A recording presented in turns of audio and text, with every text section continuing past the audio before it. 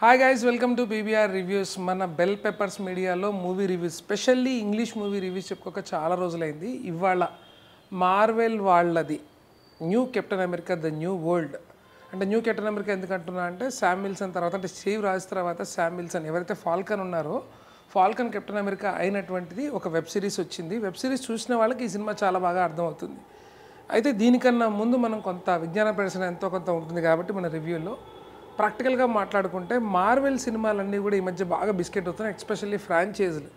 అంటే ముఖ్యంగా end game తర్వాత ఏం చేయాలో తెలియక ఇండివిజువల్ హీరోలు పట్టుకొని కొంత సోనీ లాంటి వాళ్ళు ఫార్ ఫ్రమ్ హోము, స్పైడర్ మ్యాన్వి, లేదా వెనంలో ఉన్నటువంటి లాస్ట్ డ్యాన్స్ ఇట్లాంటివి విట్టైనా కూడా ఇమ్మీడియట్గా మార్వెల్ నుంచి డైరెక్ట్ వచ్చినటువంటి సినిమాలు, ముఖ్యంగా కెప్టెన్స్ ఉన్నటువంటి మార్వెల్స్, మిస్ మార్వెల్స్, తర్వాత షీ హల్క్, వెబ్ సిరీస్లో లోకి తప్ప పెద్ద చెప్పుకోదగ్గవేవి కూడా అంత పెద్ద హాకైలో ఉన్నటువంటి నెక్స్ట్ జనరేషన్. సో ఇవన్నీ బిస్కెట్ అవుతున్నాయి. ముఖ్యంగా చూస్తే 2-3 ఏళ్ళగా పోస్ట్ పోన్ అవుతున్నటువంటి క్రేవెన్ కానీ, లేకపోతే మాబియస్ కానీ, సో దానికన్నా ముందు వచ్చినటువంటి ఎటర్నల్స్, ఇట్లాంటివన్నీ కూడా బాగా బిస్కెట్ అయి ఉన్నాయి. సో మార్వెల్తో ఉన్న ఒక అడ్వాంటేజ్ ఏంటంటే, ఇండివిజువల్ క్యారెక్టర్స్ సినిమాలు బిస్కెట్ అయిన తర్వాత మెయిన్ క్యారెక్టర్స్ నుంచి ఎప్పుడు ఒక సినిమా అనేది పాపులర్ చేయడము, దాని తగ్గ ఖర్చు పెట్టడము, ఎంతో కొంత డబ్బులు సంపాదించడం చేస్తారు. For example Wakanda 2.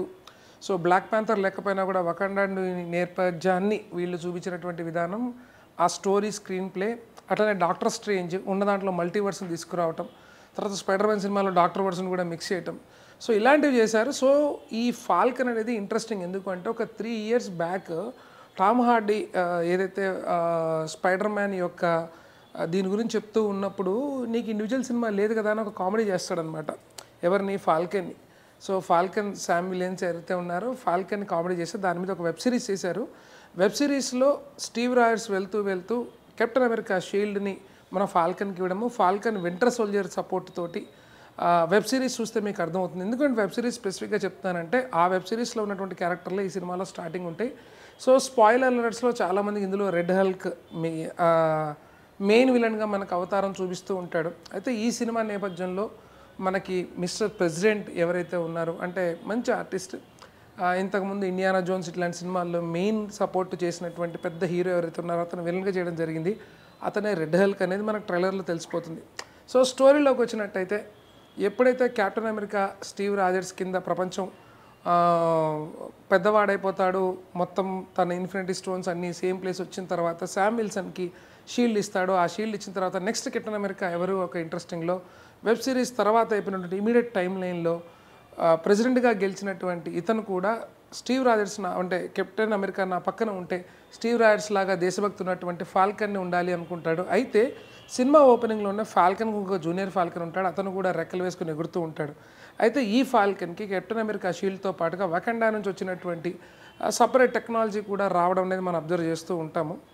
ముఖ్యంగా గెలిచినటువంటి కెప్టెన్ నా పక్కన ఉండాలి, నువ్వు అవెంజర్స్ని మళ్ళీ తీసుకొని రావాలి, అవెంజర్స్ని చేయాలి అని. ఎందుకంటే గ్లిమ్స్ తర్వాత, థానోస్ గ్లిమ్స్ తర్వాత సగం మంది వెళ్ళిపోవడము, వాళ్ళు స్ప్లిట్ అయిపోవడము, స్టీవ్ రాయర్స్ వెళ్ళిపోవడము, ఇటుపక్క ఐరన్ మ్యాన్ చనిపోవడము, కొత్త వాళ్ళని తీసుకొచ్చే క్రమంలో ఏదో చేస్తూ ఉన్నారు. కానీ ద ఒరిజినల్ అంటే యాంట్మ్యాన్ ద్వారా వెనక్కి వచ్చినటువంటి కొంత బ్యాచ్ ఎవరైతే ఉన్నారో వాళ్ళని మళ్ళీ కొంత సమీకరించాలి అనేటటువంటిది మన ప్రెసిడెంట్ అడగడం జరుగుతుంది. సరే అని మనవాడు రావడము, మనవాడు వస్తూ వెబ్ సిరీస్లో ముఖ్యమైన క్యారెక్టర్ ఏంటంటే ఇసాక్ అనే ఒక క్యారెక్టర్ ఉంటుంది. ఇసాక్ అనే క్యారెక్టర్ ఫస్ట్ స్టీవ్ రాజర్స్కి ఏదైతే ఒక ఇంజెక్షన్ ఇచ్చి ఒక సూపర్ పవర్స్ వచ్చేటట్టుగా చేస్తారో అలాంటి ప్రయోగంతో చేసినటువంటి వాళ్ళు. అంటే మనకి వింటర్ సోల్జర్ ఏదైతే ఆర్మ్ ఉంటుందో వాటితో పాటు చేసినటువంటి 30 years తన మీద ప్రయోగాలు చేస్తూ ఈ యొక్క ఫాల్కన్ బయటికి రావడము, మన వాడిని బయటికి తీసుకురావడము, నాతో పాటు మీరు కూడా ఉండండి, అవెంజర్స్ని సమీకరించండి, మనం ప్రెసిడెంట్కి సపోర్ట్ చేద్దామని తీసుకొచ్చినప్పుడు సడన్గా అతను ప్రెసిడెంట్ మీద అటాక్ చేయడము, ఎందుకు అటాక్ చేశారు అనేటటువంటిది కొంత ఇంట్రెస్టింగ్ ఎలిమెంట్. అయితే దాంతోపాటుగా జపనీస్ లాంటి వాళ్ళు, ముఖ్యంగా ఇండియా గురించి మనం మాట్లాడుకోవాలి. సో వైబ్రేనియం తర్వాత ఇంకొకటి ఈ ముఖ్యమైనటువంటి ఎలిమెంట్ని ప్రెసిడెంట్ కనిపెట్టడము, ఈ ఎలిమెంట్ని మేజర్గా ఇండియన్ ఓషన్లో ఉంది కాబట్టి ఇండియన్ ప్రెసిడెంట్ అయిన మోడీని కొద్దిగా రిప్లికా చేస్తూ ఆ స్లాంగ్ తోటి ఒక ప్రెసిడెంట్ని పట్టుకొచ్చారు. అలానే జపనీస్ ప్రెసిడెంట్ని పట్టుకొచ్చారు. Indian president, Japanese president and NATO యూకేకి సంబంధించిన ప్రెసిడెంట్, ఈ 4 ప్రెసిడెంట్లు కలిసి మనము ఈ కొత్తగా ఏర్పడినటువంటి ఈ లోహాన్ని బయటకు తీస్తే దీని ద్వారా అనేక రకాలైనటువంటి ఆర్మరీని మనం డెవలప్ చేసుకోవచ్చు. వకండాలో ఉన్న వైబ్రేనియం కన్నా ఈ యొక్క మెటల్ ఏదైతే ఉందో దాన్ని మనకి ఏలియన్ ఇన్వేషన్స్ వచ్చినప్పుడు అవెంజర్స్ ద్వారా వీటిని ఆపడానికి అనేక రకరకాల ఉపయోగపడుతుంది అని ఈ ప్రెసిడెంట్ అనేవాడు ట్రై చేస్తూ ఉంటాడు. అయితే ఇందులో కొంతమంది సిఏ ఏజెంట్స్ అలానే అమెరికా నుండి ఉన్నటువంటి కొంతమంది సడన్గా రివర్ట్ అవ్వటము, ఇది అమెరికా చేస్తున్నటువంటి పని ప్రెసిడెంట్ చేస్తున్నటువంటి పని అనిపించి జపనీస్ యొక్క జెట్ ఫ్లైట్స్ ఇటుపక్క అమెరికన్ జెట్ ఫ్లైట్స్ ఈ ఫ్లీట్ అన్నీ కూడా ఒక ఇండియన్ ఓషన్ మీద ఫైట్ చేస్తూ ఉన్నప్పుడు ఇండియా అనేటువంటిది ఎటువంటి స్టాండ్ తీసుకుంది. సో ఈ ఫాల్కన్ అనేటువంటి వాడు ఇంతర యుద్ధాన్ని ఆపి ఎవరెవరిని కాపాడాడు, ఈ కాపాడే క్రమంలో ఎందుకు రెడ్ హల్క్ వచ్చాడు అనేటువంటిది మిగతా సినిమా. సో నేను దాన్ని జోలికి వెళ్ళదలుచుకోలేదు ఎందుకంటే ఎక్కువ స్పాయిలర్ అవ్వకుండా.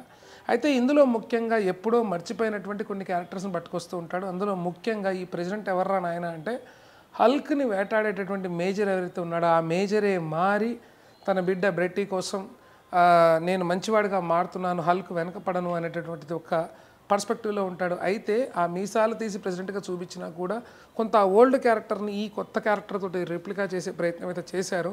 సో అలాంటి టైంలో మీకు బాగా గుర్తున్నట్టయితే హల్క్ 2లో ఒకడికి బ్లడ్ శాంపిల్ పంపిస్తే ఆ యొక్క బ్లడ్ శాంపిల్ తోటి 1% 2% నుంచి he try to create different Hulk అనమాట. అందులోనే ఒక విలన్ని సృష్టించడము, ఆ విలను ఈ హల్క్ ఆ హల్క్ కొట్టుకోవడంలో ఆ సైంటిస్టే ఇప్పుడు మేజర్గా విలన్గా అవతారం ఎత్తుతాడు. వాడి వెనక వీడున్నాడు.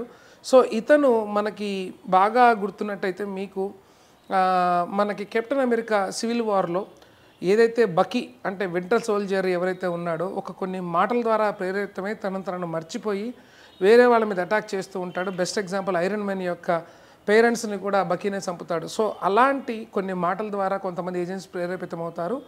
ఆ ఏజెంట్స్ ఈ యొక్క మైండ్ ఎక్కువగా వచ్చినటువంటి అంటే హల్క్ యొక్క బ్లడ్ ఏదైతే ఉందో మైండ్ మీద పట్టానో మనవాడికి ఎక్కువ తెలివితేటలు వస్తే ప్రతి విషయాన్ని పర్సంటేజ్లో మాట్లాడుతూ ఉంటాడు. స్పాయిలర్ ఏంటి అంటే పోస్ట్ క్రెడిట్ సీన్స్లో మళ్ళీ వీళ్ళందరినీ రాఫ్ట్ ఎక్కడైతే వింటర్ సోల్జర్లో ఐరన్ మ్యాన్ లాస్ట్లో దూకి సముద్రంలో ఉన్నటువంటి జైల్లో అందరినీ పీకుతూ ఉంటాడో అదే జైల్లో ఈ రెడ్ హల్క్గా మారినటువంటి ప్రెసిడెంట్ని బంధించటము, అదే ప్లేస్లో మనవాడిని ఎవడైతే ఈ సైంటిస్ట్ ఉన్నాడో బుర్ర ఎక్కువ వాచిన సైంటిస్ట్ ఎవడైతే ఉన్నాడో సో ఆ సైంటిస్ట్ని కూడా పెడితే నాకు చాలా విషయాలు తెలుసు, చాలా నా మైండ్ మల్టీవర్స్గా పనిచేస్తూ ఉంటుంది, మీరు ఒక్కళ్ళే ప్రపంచాన్ని కాపాడుతూ ఉన్నారనుకుంటున్నావా, నువ్వు ఈ వరల్డ్లో నువ్వు ఒక్కడివే ఉన్నావు అనుకుంటున్నావా, వేరే వరల్డ్ నుంచి జనాలు రాబోతున్నారు అనే ఒక పోస్ట్ క్రెడిట్ సీన్ తోటి సినిమా ఎండ్ అవుతుంది. అయితే ఈ సినిమాలో మనకి ప్లస్ పాయింట్స్ ఏంటి అనుకుంటే మార్వెల్ పెట్టేటటువంటి ప్రతి single hero budget at the same time story. So casting major క్యారెక్టర్ల మధ్యనే తిరుగుతుంటుంది. క్యామియోల విషయానికి వచ్చినట్టయితే చాలామంది ఐరన్ మ్యాన్ వస్తాడట కదా, లేకపోతే డాక్టర్ స్ట్రేంజ్ వస్తాడు కదా ఇలా అనుకున్నారు, కానీ యాక్చువల్గా పెద్దగా ఎవరు మిగతా వాళ్ళు రాలేరు. జస్ట్ టాపిక్ ఒకసారి యాంటమ్యాన్ గురించి తిప్పుతుంది. అలానే బకీ ఎవరైతే వింటర్ సోల్జర్ ఉన్నాడో ఒక క్యామియో రోల్ ఉంది. At the same time last క్లైమాక్స్లో తండ్రిని ఓదార్చడానికి, తండ్రి మారాడు అన్న విషయం నిరూపించడానికి హల్క్ బెట్టి ఎవరైతే ఉన్నారో హల్క్ సిరీస్లో ఉన్న హీరోయిన్ ఎవరైతే ఉందో ఆ అమ్మాయి ఒకసారి మాత్రమే కనిపిస్తుంది. అయితే జూనియర్ ఫాల్కన్ ఎందుకంత లేపారో స్టోరీ ప్రకారంగా అనేది మనకు అర్థం కాదు. కానీ కెప్టెన్ అమెరికా యొక్క సైకలాజికల్ స్ట్రగుల్ ఏదైతే ఉందో శామ్ విల్సన్ చాలా బాగా చేశాడనే చెప్పొచ్చు. స్టోరీతో పాటు ఒక ఇండివిజువల్ స్టోరీ అంటే కెప్టెన్ అమెరికా ఫస్ట్ మీరు చూసినట్టయితే లేదా ఐరన్ మ్యాన్ ఫస్ట్ చూసినట్టయితే ఏ విధంగా కొన్ని action stunts wow moments story ఉంటుందో అదే విధంగా బేసిక్ లెవెల్లోకి తీసుకొచ్చారు. సో మరీ ఎండ్ గేమ్ లేకపోతే ఏజ్ ఆఫ్ అల్ట్రాన్ ఈ రేంజ్ ఆఫ్ మార్వెల్ అనేది యాక్షన్ సీన్స్ ఈ రేంజ్ ఆఫ్ ఉండకపోయినా ఒక ఇండివిజువల్ స్టోరీతో పోలిస్తే బెటర్గానే తీశారని చెప్పాలి. టెక్నికల్ వాల్యూస్ బాగున్నాయి, గ్రాఫిక్స్ బాగాలేదని చాలామంది అన్నారు, కానీ యాక్చువల్గా గ్రాఫిక్స్ చాలా బాగున్నాయని చెప్పాలి. అయితే ఎక్కడా కూడా ఇంతకుముందు ఉన్నటువంటి సినిమాల యొక్క స్టోరీ యొక్క ఎలిమెంట్ని టచ్ చేయడం, ఫర్ ఎగ్జాంపుల్ మనం వెనమ్ చూస్తే వెనమ్లో మనకి ఎక్కడో అక్కడ స్పైడర్ మ్యాన్ వరల్డ్ మాట్లాడతారు, అట్లనే స్పైడర్ మ్యాన్ చూస్తే ఎక్కడో అక్కడ డాక్టర్ స్ట్రేంజ్ వరల్డ్ మాట్లాడతారు. సో ఇలాంటివి ఏవీ లేకుండా సింపుల్గా ఒకడికి ఒక బాధ్యత ఇచ్చినప్పుడు అతను ఎలా నిర్వర్తించాడు, అతను కరెక్టా కాదా, అతని స్ట్రగుల్ ఎలానే అతను చేసేటటువంటి యాక్షన్ సీక్వెన్స్ ఇంతవరకే సినిమా పరిమితంగా ఉంది. సో ఈ విషయంలో మార్వెల్ స్టోరీ ప్రకారం కట్టడి చేసిన ఇట్స్ ఎ గుడ్ మూవీ అని చెప్పుకోవచ్చు. So worth to watch. Definitely Marvel super bumper hit కొట్టిందని చెప్పను, కానీ తప్పకుండా వేరే వాటి ఫ్రాంచైజ్తో పోలిస్తే ఒక మంచి హిట్ కొట్టిందని చెప్పొచ్చు. సో ఇది captain America the new world యొక్క విశేషాలు. మరొక మంచి మూవీతో మరొక రివ్యూతో మీ ముందుకు వస్తాను. Thank you for watching, thank you for supporting. This is PBR signing off from bell peppers.